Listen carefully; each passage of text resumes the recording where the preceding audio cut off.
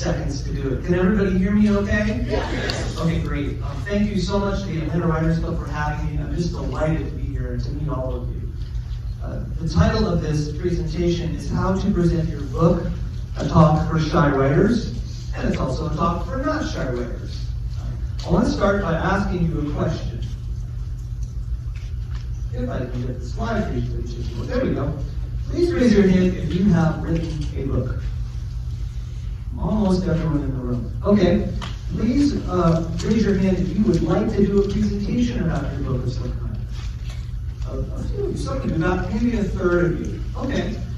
Please raise your hand if you are unsure or nervous about giving a presentation about your book. Okay, about the same number of people who want to present. Now, if you don't want to present, I want to encourage you to think about this because writing books is a fine way to make money, but there are other ways in order to be a writer to make money, and presenting about your book is an important one. You need to be able to present your book to sell your book. You want to be able to present your book to meet people, have them pay attention to you. You can get a lot of exposure by giving a talk, recording it, and putting it on a website so that people can see it. In other words, it's a tool you don't want to pass up. But if you are unsure of how to do it, or even more, if you're scared to do it, then this talk is for you.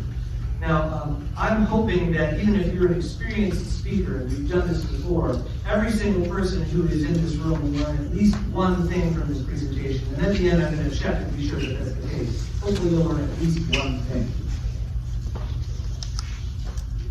But who am I, and why should I be talking to you at all? Well, my name is Adam Cole, and I'm the author of over 30 fiction and nonfiction books, all of them self-published. I've been self-publishing since the 90s, back before the internet existed and all of that. I'm also a performance and confidence coach, and what I love to do the most is help people figure out how to get past themselves to do what they want to do. If they're nervous, if they're unsure, if they feel like they're not worthy, get past that and help them become the person they believe they can be. Find their voice. I'm also a professional musician and a survivor of severe stage fright. So I'd like to talk a little bit about that. First, the public speaking part. When I was in 8th grade, I took a class on how to give public speeches, and I won the award for best public speaker in 8th grade. So I knew, well, thank you. I knew right then that this might be something I could be good at, and I was. I typically have very little fear speaking in front of people. So that was one thing that I was good at doing. I was good at talking to people, talking to groups.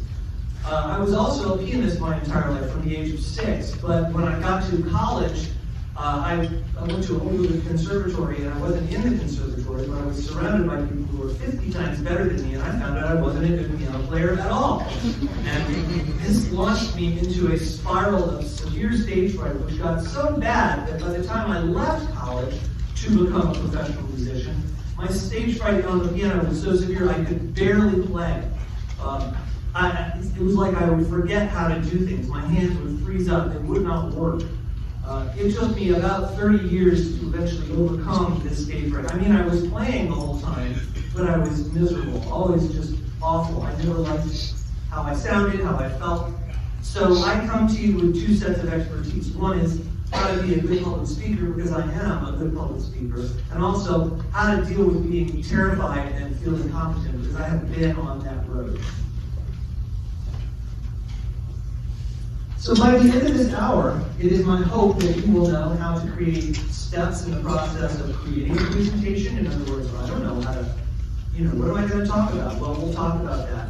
How to create a presentation. How to prepare. In other words, you've got a presentation, but how are you going to talk so that people actually listen to what you're saying? Because you don't want to be standing there talking to yourself.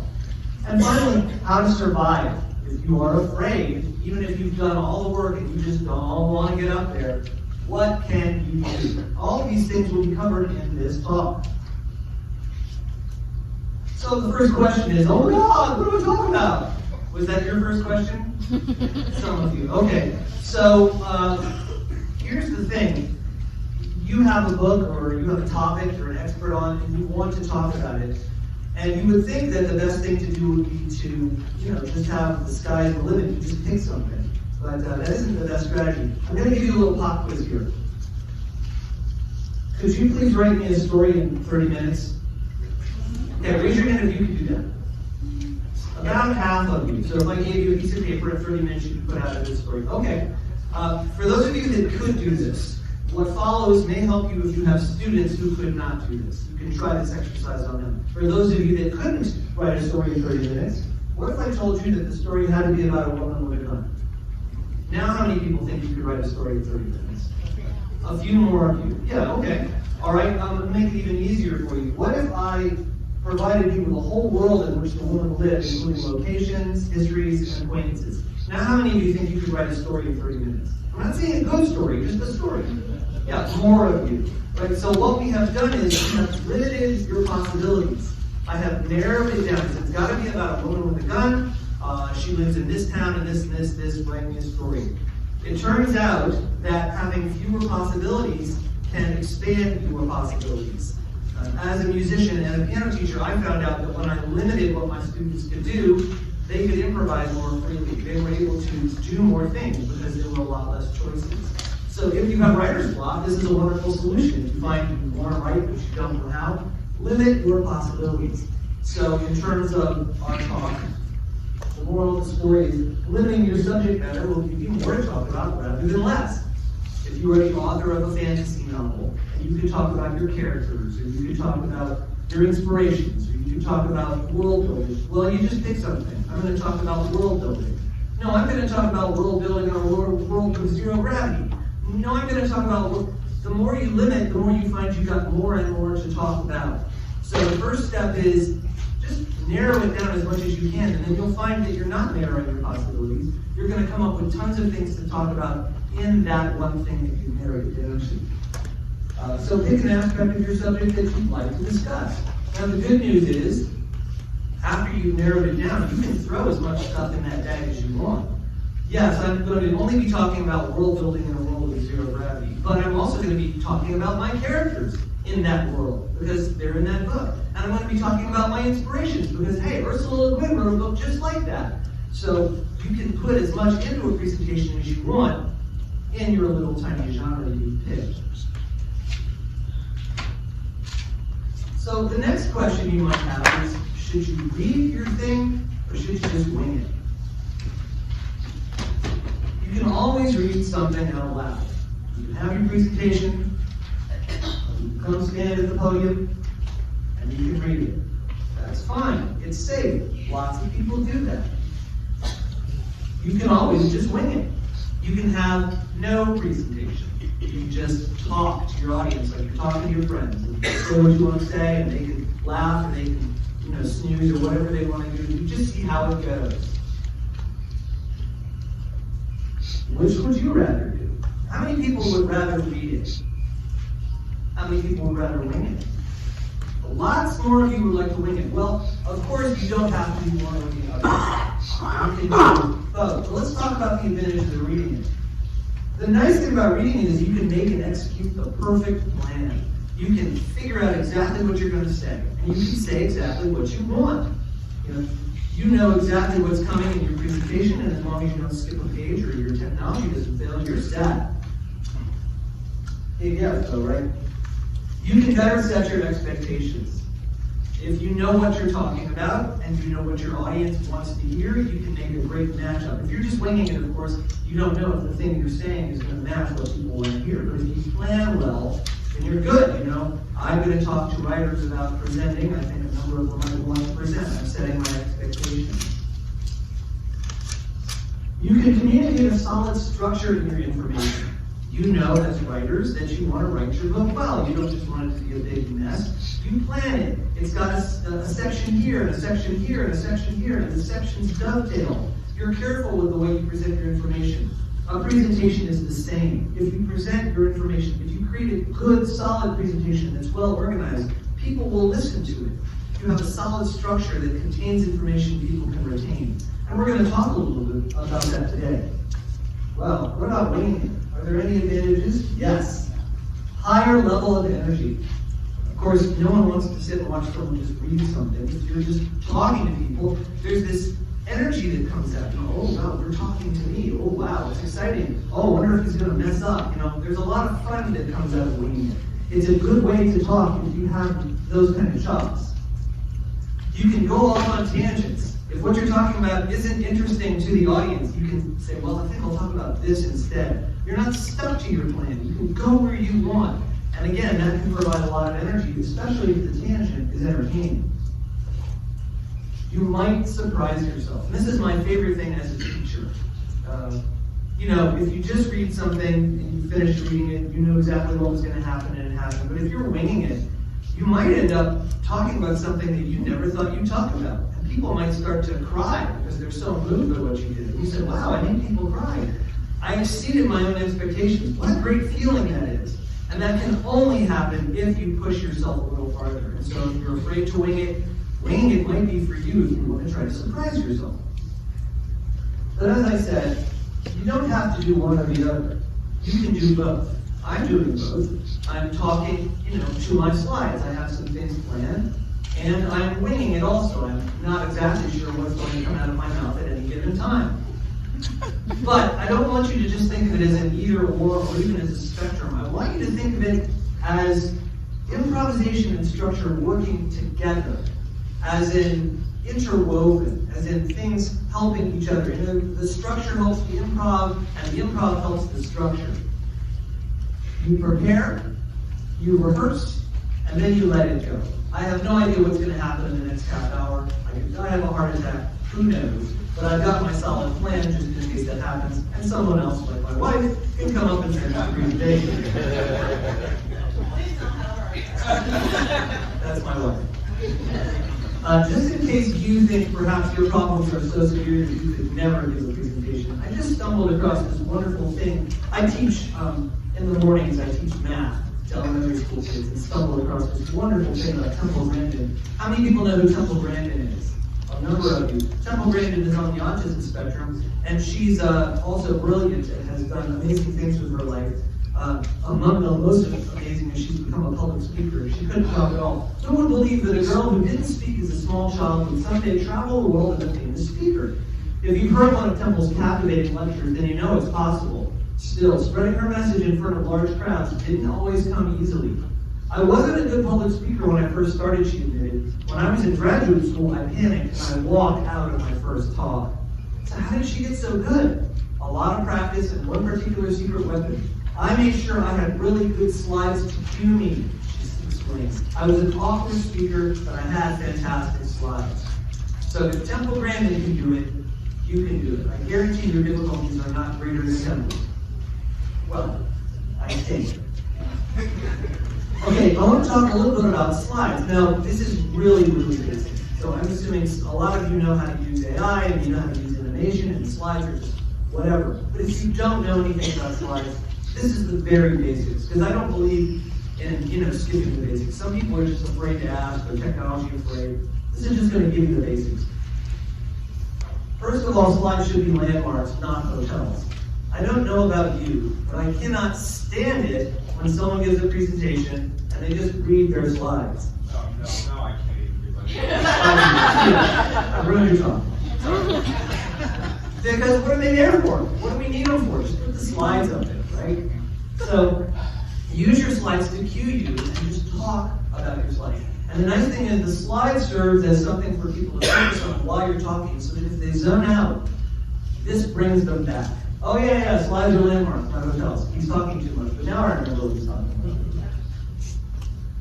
You can create what appears to be animation by copying the same slide several times and removing parts from earlier slides. How did I do this?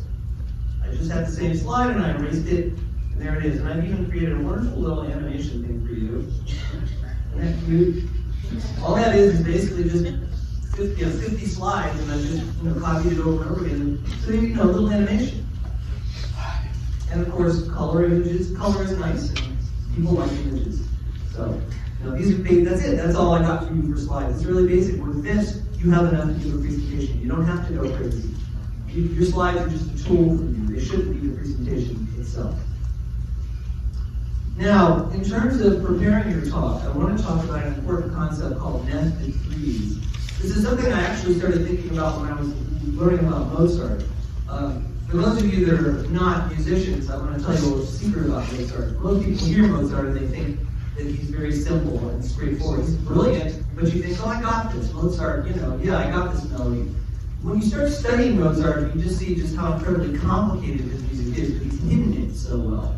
And he's hidden it really well in a structure. And the structure uses a lot of threes. And I started thinking about how could I use this in my writing. And nested threes is a really, really handy topic. Threes is mostly how much you can retain. You know, if you're talking to somebody, you tell them 3 things. That's about all they're going to remember is 3 things. So 3 is really great. It's better than 2 and 1 also because 3 things can play with each other. If you think about if you're going to hang something from threads, you could have 3 threads and hang them from 3 threads. But if you braid those threads, those 3 things are going to be much stronger. And so 3 items in a list can interact with each other and bolster one another so that people not only remember the 3 things, but they remember something larger. So, you know, a talk is going to have beginning and middle and end. If it's a good talk, it should definitely have. As I learned in my 8th grade public speaking class, the teacher said, tell them what you're going to tell them, then tell them what you told them. Yep. So there's your beginning, middle, and end. There's your first set of 3s. Let's talk about what should be in the beginning. 3 things. First of all, you should forge a connection to your audience with some kind of a question. You know, you should, you can. This is a good thing to do. Second, you can talk about who you are as a speaker and why should the audience listen to you. And third, you find out what you're going to talk about today that addresses the question that you asked. I have an example for you. Let's pretend like I'm talking about trees, okay? And I start the presentation by saying, what do you know about trees that could save your life? You're like, save my life? Trees? Well, that's interesting. So all of a sudden you're paying attention. And I said, well, who are you to tell me about this? Well, I'm the leading arborist in your city. I know lots about trees. Okay, all right, well, you had posed an interesting question. You seem to know something about it. What are you going to tell me? Well, we're going to talk about things most people don't know about trees. All right, now I'm on board. So this 3 structure has worked really well for me. 1, 2, 3. Ready, set, go. You may notice that in my presentation, I began with a question. I asked you, who has given a presentation. I actually asked 3 questions. Great, okay. And then I told you who I was, and then I told you what I was going to talk about. And so far, I haven't lied, right? So let's talk about the middle. Middle. 1 thing they need to know about your topic. 2, and then 3. 3 things in your middle. So you have 3 things. But of that first thing they need to know about your topic, we can split that into 3 also. Okay? I'm the arborist. I say trees benefit us directly. How do they do that? They help us breathe. They feed us. They provide shade. So I've just put 3 inside of one of my 3s. But wait, there's more. Trees help us breathe. How do they do that? 3 ways. Trees breathe out oxygen and breathe in carbon dioxide. Tree leaves collect dust, which would otherwise be floating around in the air. Shadier air is cooler and easier to breathe. See how I've nested these 3s? So each one is something you will remember, and it's built on a larger structure. So this allows you to build and put lots of things into your presentation without it just being a laundry list of things.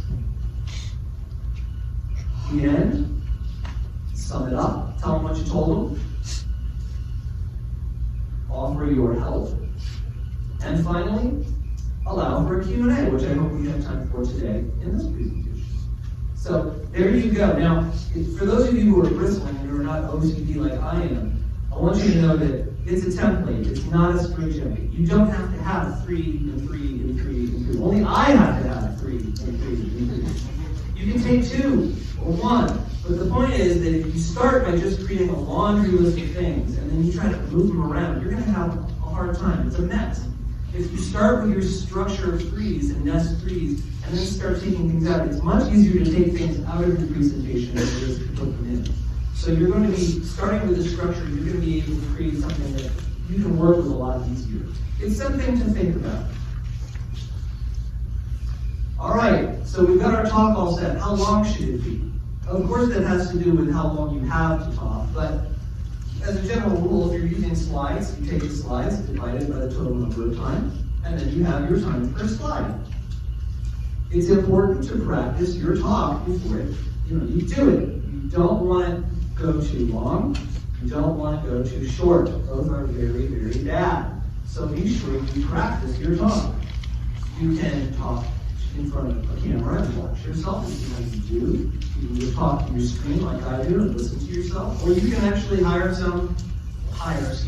ask your friends if they could please listen to you. Hire your friends. I would hire your friends because they're never going to do it for free. Yeah. Check out. Get someone to watch you and give you some feedback. Adjust as necessary. Oh, okay, this slide isn't going to work. I'm going to take it out. Oh, I'm talking too long about this. Let me take this out. Oh, I need to talk more. My talk's only 10 minutes and I've been given an hour. I better add some slides. That has happened to me.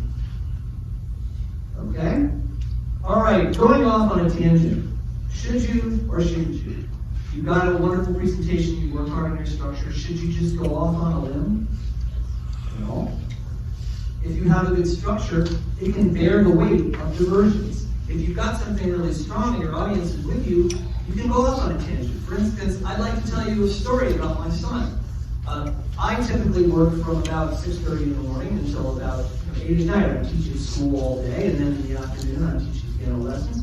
And at the end of the piano lessons, I hopefully have a little time to eat dinner or whatever it is, but my son calls me and he says, "Hey Dad, on the way home, could you please go to the grocery store and pick me up some food?" And I'm thinking, okay, well, that's going to take me an hour, and then I won't get home till 9, and I won't eat till 9. So son, could you please, there's some chicken thighs in the fridge. Could you bake those chicken thighs for me? And he says, "Sure, Dad, I'd be glad to do that." So then I know when I get home at 9 o'clock, I'm going to get to eat.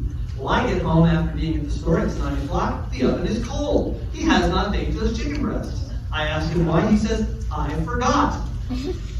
I said, okay, well, what if I forgot to go to the store? He doesn't care, he's in his room, he's done. So now I have to cook my dinner. Problem is, he's been making chocolate-covered strawberries for his girlfriend. And so the kitchen is disgusting, covered in chocolate, hard baked chocolate, and I can't cook until I clean the kitchen. So why am I telling you the story? No reason, it's not part of the talk, but it's a diversion. And I know that my structure is strong, so that as I come back to the talk, you still are with me. So I went off on a tangent. Now your tangents could be more relevant than mine, but I'm making a point, so hopefully it was of use to you. If you get lost in your presentation, if you're winging it, and you get lost, go forwards, not backwards. This is something I learned from my piano teacher when I was learning to memorize piano pieces.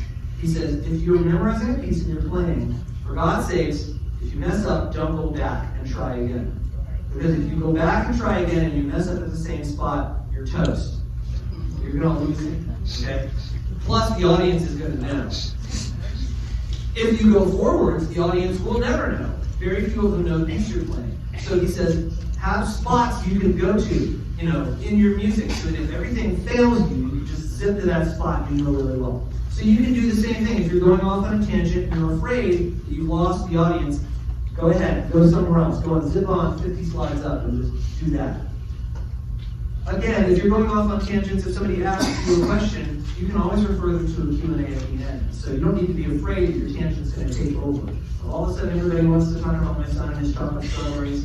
Well, we can talk about that at the end. I'd be happy to answer all questions about chocolate strawberries at the end of the talk. Really, I would. I'd like to talk about that. Okay, here's something that can give people anxiety. Should I sell something during my talk? I think you should. I think if you can, you should, because it's a great opportunity to offer services or products. But there are problems with selling, things that make people nervous, and I want to address those.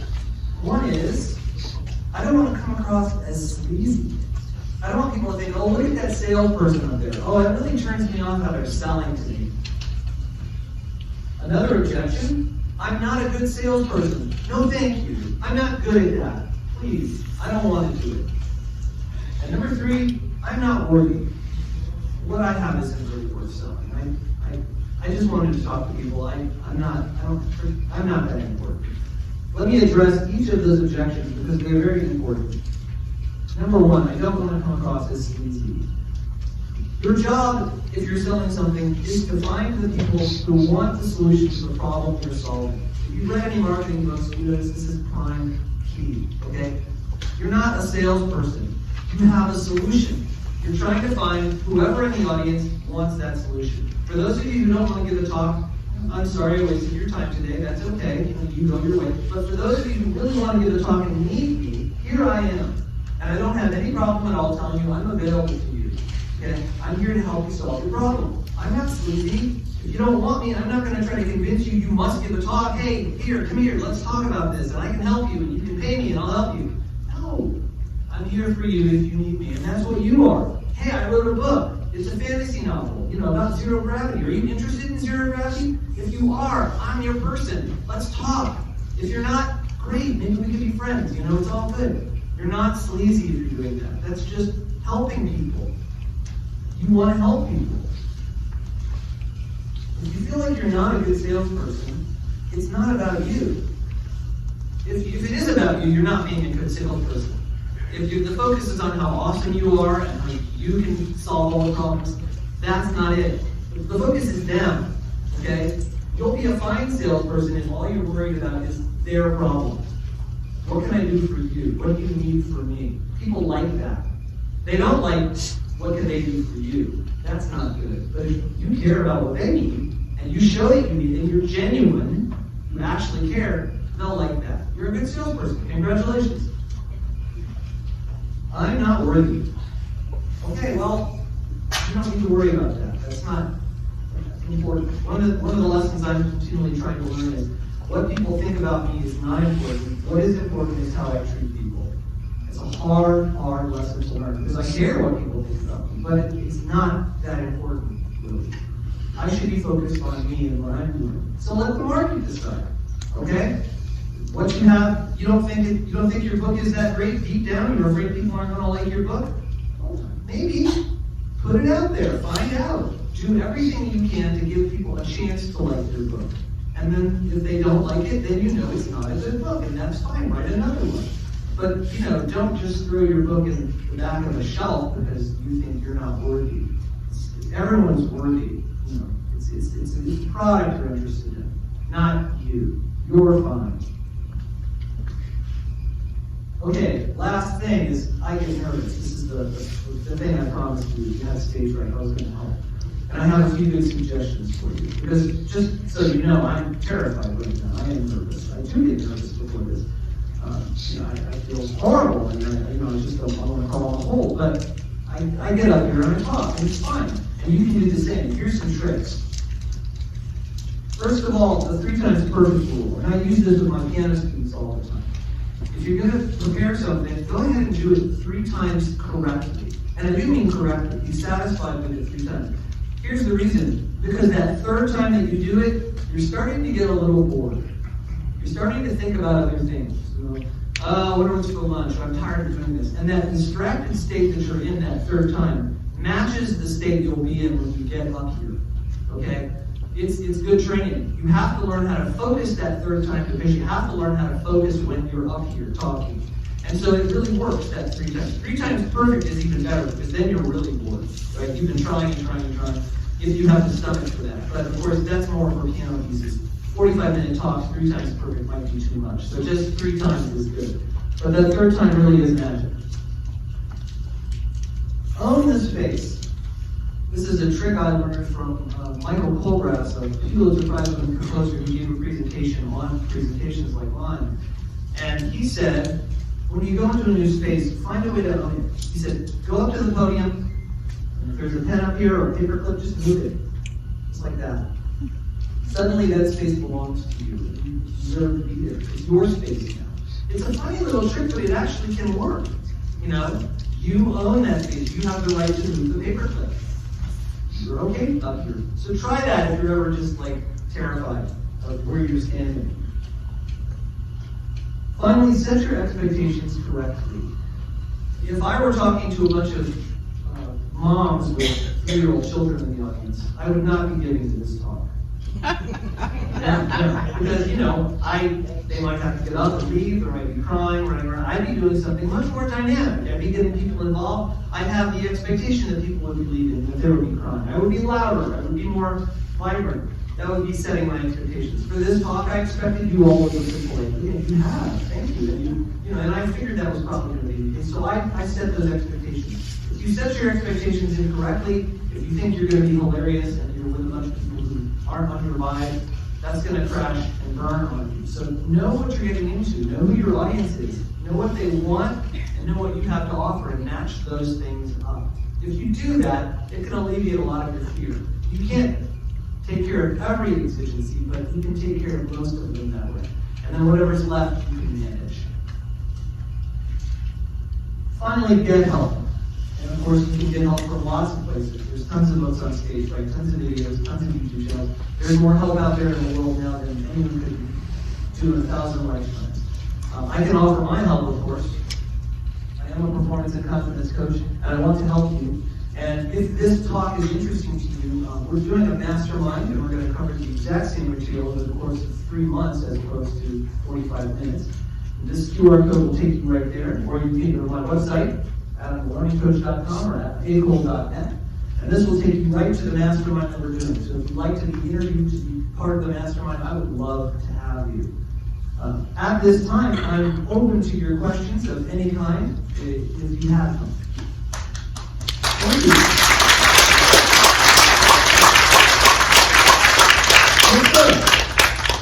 You said that you started self-publishing in 1990 or so. Have you continued to do that? And how do you sell your books like this? And what other methods? Yes, my first book was called Ballet Music for Advanced Companies, and it was self-published when print on demand was just getting started. It was before print on demand, so I printed 5,000 copies of this book and ended up having to destroy thousands of them because I couldn't pay the tax on the inventory. So that's a very sad story. But I went on to publish a number of other books print on demand, and I just have them, for sale. This is not a self-publishing talk, so I couldn't go into too much detail about that, but I can tell you, I'd be happy to talk to you about what I know at the writer's table, if that's helpful to you. Was there a more specific question you had about self-publishing? No, I was just wondering if this was the technique you used by going out and speaking. Absolutely, this is. Yes, I do have books for sale, and the books at my table are not books you can buy. You have to buy them. I only have display copies with me today. But yes, I'd love for you to buy my books. I've written a dystopian novel, a murder mystery, I've written books on music. Yes, please buy my books. This is how I do it. Good question. Another question. Yes? How do you manage your day job and writing goods? Oh, I don't sleep. No, actually, one of the most important things I do, you probably laugh, is I try not to watch TV. I mean, that's for me ridiculous. I really try. I mean, I do sometimes fall into it, like someone will say, hey, you should watch Alice in Borderland. And I'm like, no! And I go watch Alice in Borderland, and then for 2 months I'm watching TV. But I try not to do that. And I'm also, just trying to make a living, and, it takes a lot of time. And the better question you should ask is how I manage my energy level, and how I don't fall. And I really manage my diet well, and I try to keep my mindset good, and I try to get enough sleep. And that's the important thing I do. But it's not easy. These are tough times. Yes? When do you find time to write? Well, I've gotten very good. I have 5 children. And so over the course of my life, I've gotten very good at writing in the little corners of time that are available to me. I remember Neil Young once said something like, he's got this writer's room he goes to where he writes, and no one can disturb him in his writer's room. So I'm like, well, I've got 15 minutes, I think I'll write 5 sentences. And that's how I've always done it. If I'm at the airport, I can write. There's no situation in which I can't write. No, I'm not saying I'm always able to do that. Sometimes I'm not in the mood to write or whatever, but, if you got half an hour, get over being tired, just go ahead and write. You can get a whole book done if you write a paragraph a day for 6 months. It can happen. Other questions? I love this. Please, yes. What about humor? Is it good to try to work humor? Oh, yeah. The nice thing about humor is, like we were talking about getting people involved, and humor is one of the best ways to get people connected with you. Because, people are laughing and your defenses are down. And you're laughing and you can hear everybody else laughing in the room, so you're all together. So humor is terrific. If you don't think you're a funny person, there's funny things to read people. I saw this one presentation, this guy must have read like 150 jokes in his presentation. Everything he said, he punctuated with a funny story. And they were funny stories. And the audience liked it. So you don't have to be a brilliant humorist to make people laugh. I am not. Yes. Yes. Well, I've got a long history of improv myself. I worked at a Renaissance Festival when I was a teenager, as an improv actor. I'm a jazz musician, so I've just I've been all over improv. Have I ever taken any actual improv classes? No, but I've done improv as work for my whole life. So I'm very comfortable with improv. But still scared when I do it.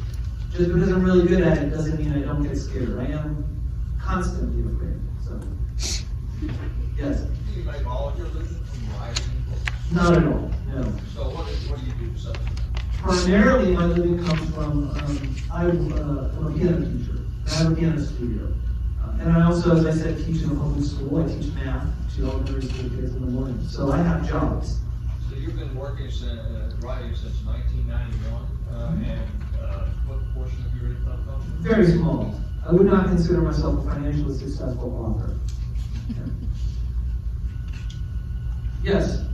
Did you say that did you self-publish all 30 books? Is that what I heard? Some of them are not books. Some of them are books that are available through teachers, pay teachers, and they're e-books. So it's not as if I have just 30 books, stacked library. No. Some of them are available on Amazon. My novels are available on Amazon. A couple of my music teaching books are available on Amazon. Others are simply available as resources to people through places like that. Yes? Yes? What do you think about the importance of platform for writers doing fiction? Because I've heard all sorts of stuff. When you say platform, I don't understand the question. Presence online, Oh, I see. I'm being on TikTok. Ah, I see. Okay, now I have a YouTube channel, so this is what you're talking about. I think it's vitally important to differentiate yourself any way you can. Because there's so many writers and so many books. It doesn't mean you can't stand out, but how do you do that? Now, platform is great. I love my YouTube channel, but it is incredibly time consuming, and it takes a lot of energy. But in this way, I'd say I'm much more successful on my YouTube channel than I am in my writing. And that's been good. I've been able to interview people, like I said, like Bruce Thomas, Elvis Costello, Dave Spalding, people like that. So that's been fun, and it's given me more attention, the attention that I hope will come to my books eventually. So for me, platform is everything. Other questions? Yes. Do you have tips for engaging the audience, like asking them questions or getting audience participation into your presentation? Yes. Ask the audience questions and use participation. Yes, exactly. What you said exactly. So you want to ask the audience questions that you think they're going to answer yes to. I mean, really, I'm not going to ask a question. Like, how many people brought a frog today? That's not. Oh, one person. Good. But you want to ask questions that you think you're going to get an answer to. And audience participation is great. I have a friend named Eric Liquid, and he taught me very well. I'm a songwriter as well, and I do perform my songs, and you can find them on my YouTube channel. But the most amazing thing he taught me watching him work was whenever he had a song, he gave the audience something to do in that song. He would have to go, all right, I want everybody to go, ooh, ah, la, la, la, ooh, ah. He'd be playing the guitar, they'd all be singing, and he had them.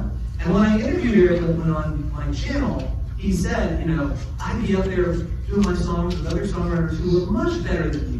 And I get invited back, and they wouldn't. And he said, because I was fun, right? And so, yeah, getting the audience involved is great. And if you need specific tips for how to do that, I'd be happy to talk about that at some point. Yes?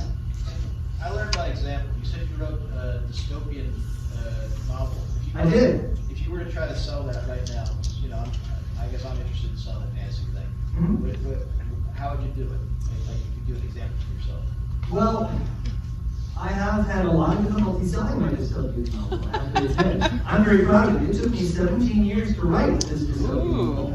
In fact, I started it as a warning to the world about where we were headed, and by the time I was done, most of that had already happened. If you look at Motherless 12, it's on the writing table, and you can see how many things have already happened in that book.